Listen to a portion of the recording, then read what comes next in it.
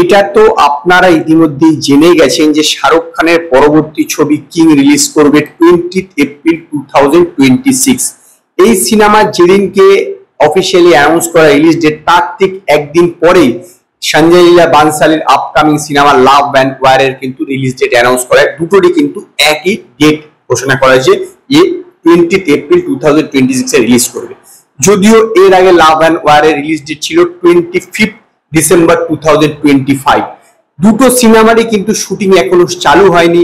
একটা love and ওয়ারে শোনা যাচ্ছে অক্টোবর থেকে চালু হবে, আর কিং এর শুটিং চালু হবে হচ্ছে জানুয়ারি মাস থেকে 2025। পুরো 2025টা খালি তাহলে পার্টিকুলার বেছে বেছে তারা 2026-এর ঈদের দিনটাকে নিল কেন, সেটাই আপনাদের সঙ্গে আজকে এই ভিডিওতে আমরা আলোচনা করব। দেখুন, সেই যে ডেটটা সেটা কিন্তু বেশ ইম্পর্টেন্ট। এছাড়া এই যে দুটো সিনেমা শুটিং কমপ্লিট করতে যথেষ্ট দিন লাগবে। এবার 2025 সালে সেটা রিলিজ করা সম্ভব না, সেই জন্য 2026 সালে যদি রিলিজ করে থাকে তাহলে দেখুন যে ঈদের দিন 20 এপ্রিল। তো 20 এপ্রিলের পরে পড়েছে হচ্ছে রামনবমী, তারপরে পড়েছে হচ্ছে গুড ফ্রাইডে। কাজেই একটা লম্বা ছুটি আছে। এই ছুটিটাকে কিন্তু সবাই কাজে লাগাতে চাইছে এবং সেই জন্য সেই 20 এপ্রিল ডেটটাকে এরা চুজ করেছে।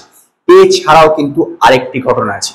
বহু বছর আগে 2007 সালের 9 নভেম্বর দিওয়ালির দিনকে সঞ্জয় লীলা বানসালি সাবারিয়া সিনেমা রিলিজ করেছিল, যাতে ছিল রণবীর কাপুর এবং সোনম কাপুর, এবং শাহরুখ খানের ওম শান্তি ওম রিলিজ করেছিল, যাতে দীপিকা পাড়ুকোনের ডেবিউ হয়েছিল। তো সেই সিনেমা যখন রিলিজ হয় তখন সঞ্জয় লীলা বানসালি শাহরুখ খানকে রিকোয়েস্ট করে যেন তিনি ওম শান্তি ওমটা কিছুটা পিছিয়ে দেন, কিন্তু শাহরুখ খান রাজি হয়নি। তার বক্তব্য হচ্ছে আমার সিনেমার যে ডেট আছে সেই ডেটে রিলিজ করবে। তো তখন থেকেই কিন্তু একটা দুজনের মধ্যে বলতে পারেন যে টাসেল ক্রিয়েট হয়, এবং সঞ্জয় লীলা বানসালি সর্বদাই একটা ইচ্ছা ছিল যে শাহরুখ খানকে একদিন টাক্কার দেবে।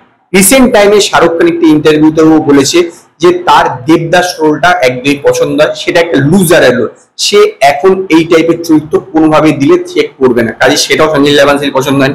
এবার সে একটা সুযোগ পেয়েছে, এবার সে শাহরুখ খানের সঙ্গে ডাইরেক্ট টাক্কর নিচ্ছে ঈদে 20 এপ্রিল 2026 সালে। তো এখন দেখার যে আলটিমেটলি কে যেতে। তবে এটাও বলে রাখা ভালো, এই যে লাভ অ্যান্ড ওয়ারের কিন্তু এখনো কোনো ফাইন্যান্সার পাওয়া যায়নি, কোনো স্টুডিও পাওয়া যায়নি যারা ব্যাক করবে।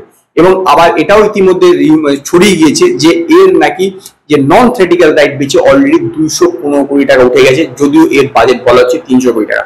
তো এখন দেখার যে আলটিমেটলি এই সিনেমার শুটিং শুরু হয় কিনা, শুরু হলো, কে তাকে ফাইন্যান্স করে, এবং 2026-এ 20 এপ্রিল আদৌ এই লাভ অ্যান্ড ওয়ার মুভিটা রিলিজ হয় কিনা। কারণ এরকম বহুবার হয়েছে সঞ্জয় লীলা বানসালি যে ডেট দিয়েছে সেই ডেটে কিন্তু রিলিজ হয়নি, কারণ তিনি সিনেমার শুটিং করতে বহুদিন সময় লাগিয়ে নেন, অনেক অতিরিক্ত দিন নিয়ে নেন, যার ফলে এখন দেখার যে ওই দিনকে শুটিং রিলিজ সিনেমা রিলিজ হয় নাকি, এবং কিং এর সঙ্গে লড়াই করলে জিততে পারে নাকি। যদিও একটা জিনিস বলে রাখা ভালো যে যখনই কোনো শাহরুখ খানের সঙ্গে কোনো সিনেমা টক করে, শাহরুখ খানের ফ্যানরা এতটাই লয়াল যে সে শাহরুখ খানের সিনেমা দেখতে হল ভরিয়ে দেয় এবং শাহরুখ খান বরাবরই জিতে যায়। তো এখন দেখার যে 20 এপ্রিল 2026 ঈদের দিনকে অ্যাকচুয়ালি বাজি কে যেতে, কিং না লাভ অ্যান্ড ওয়ার।